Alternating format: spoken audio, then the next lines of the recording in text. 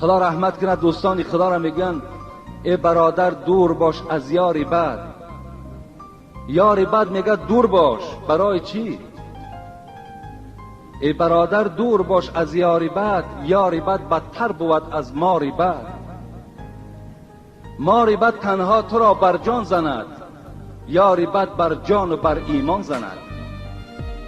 این ماری دنیا خوب است که یک نیشه میزند و تو از دنیا میگذری، لیکن ایمان همراه توست.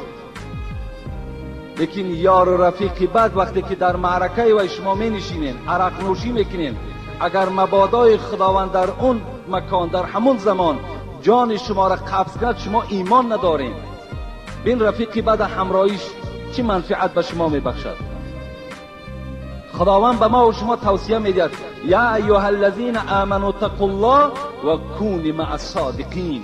این کسانی که از خدا میترسید، هر وقتایی که اگر برای خود خواهید که رفیق پیدا کنید، صادقین برای خود انتخاب کنید.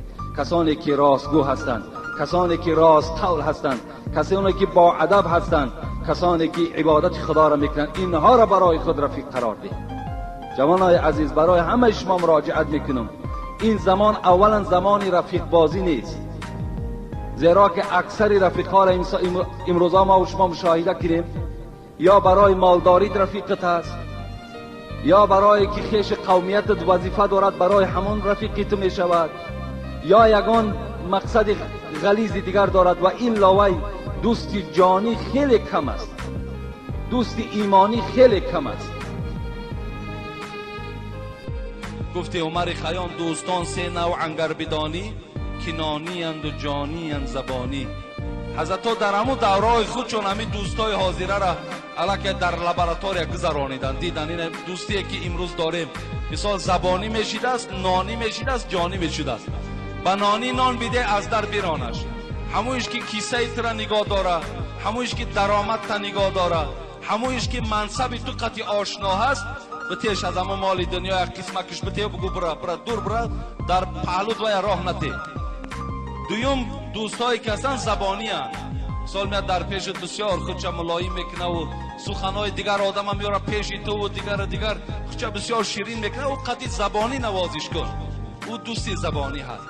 لیکن دوستی جانی را عمر خیام گفتن با جانی جان بیده گر میتوانی.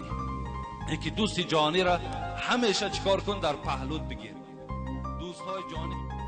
ای جوان عزیز میگوید وقتی تو بازار میروی برای خودت بهترین لباس جدا میکنی، وقتی تو به مغازه میروی برای خود بهترین پای افزال جدا میکنی، چرا برای خودت بهترین رفیق جدا نمیکنی؟ چرا در دنیا تو برای خودت یک رفیق ایماندار جدا نمیکنی؟ عرق نوش و گیرین کش و لطاباز و قرطباز اینا رفیقی را نمیسازند. کسی که از خدا نمیترسد با او چگونه تو رفیقی میکنی؟ رسول اکرم حدیث صحیح است، الرجل علی دین خلیلی فلینظر احدکم من یخالل.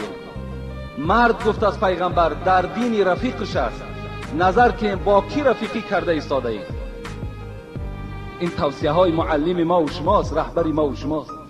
مثل و جلیسی سو کنافیق الکیر، پیغمبر گفتن همنشینی با عرق نوش، با قرطباز، با بنکش، با انسانهایی که بینمازند، با همراه اینها نشستن مثل با دکان آهنگر در آمدن است. گفت پیغمبر اما ان یحرق ثیابک اما ان تجید ریحا خبیثه. دکان آهنگر پیغمبر صفت کردند که وقتی انسان در دکان آهنگر در آمد، یا لباسش میسوزد یا از بوی دود بد همون آهنگر استفاده میکند، خلاص دیگر از اونجا هیچ فایده ای نیست. رفیق اهلی کمیاب است هشدار، حذر کن از قرینهای دلازار. برو بنشین به نزد کژدم و مار، مرو بر نزد هر شیطان مکار. خدا رحمت کند، کژدم قطع همراه شو، مار قطع همراه شو، تمام درنده قطع همراه شو. لیکن رفیقی که فعل و خصلت شیطان دارد، انسانی که کردار شیطانی را دارد، با اونها همراه نشوید. میگن اون درنده و مار و کژدم از این رفیقای نااهل ده اونها بهتر هستند. تا قد اونها زلال هم رسونن به جان ما و شما میرسونن، لیکن در ایمان ما کاری ندارن. حضرت در آخر میگوید زیبو جهلان گریز ای یار احمد، اگر تو امت هستی بر محمد. بین زیبو جهلان گریز ای یار احمد، ای پیروان احمد، ای پیروان محمد، شما از بوجهلان گریزید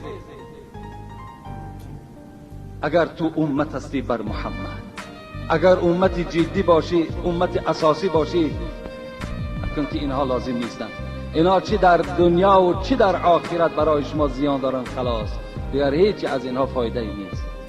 میگه حضرت بیدل خدا رحمت کند، میگه صالحان، صالح گفته نمی ما و شما صالح هستیم، نمازخوان هستیم، خدا ترس هستیم.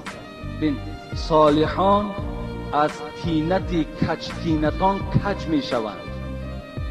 نمی شما هزار اگر مثل آفتاب درخشان باشین، نماز تهجد خوان باشین، اگر دائما شما روزدار باشین، اگر رفیق ناخوب داشته باشین، عاقبت مثل خودش میکند. میگن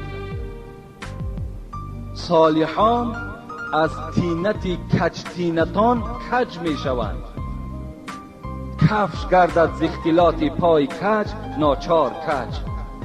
حضرت میگوید حتی در همین کفش بین وقتی که امرو یک فابریکه میبرارد یا یک دوزنده میدوزد چیزی راست است، کفش پای افضال ما و شما.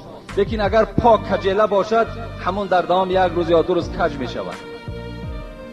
اگر ما هم مثل اگر هم پای افضال راست هم که باشیم، رفیقی ناخوب داشته باشیم، مثل همون ها میشویم. ترکشان کنین، اینا لازم نیستن. وقتی به خاطر خدا دوستی کردی، در او شخصیت خیانت نمیکنی، در او شخصیت دروغ نمیگوی، او شخصیت فریب نمیکنی، در فکر ضرر و زیان او شخصیت نمیشوی.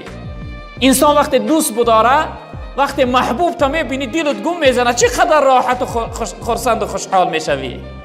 اما شخصیت بدش میبینی، وقتی ببینی چقدر ناراحت میشه، چقدر ناراحت میشه. و همین خاطر خداوند امر کرده، میگه وقتی دو بندم همدیگرشون به خاطر من دوست بدارن، من اونها را دوست میدارم. و دو شخصیتی که به خاطر من هم نشینی میکنن، اونها را هم دوست میدارم. دو شخصیتی که به خاطر من همدیگر را زیارت میکنن، اونها را هم دوست میدارم. و رسول اکرم صلی الله علیه وسلم در روایت فرمودند که المرء علی دین خلیله فلینظر احدکم من یخالل.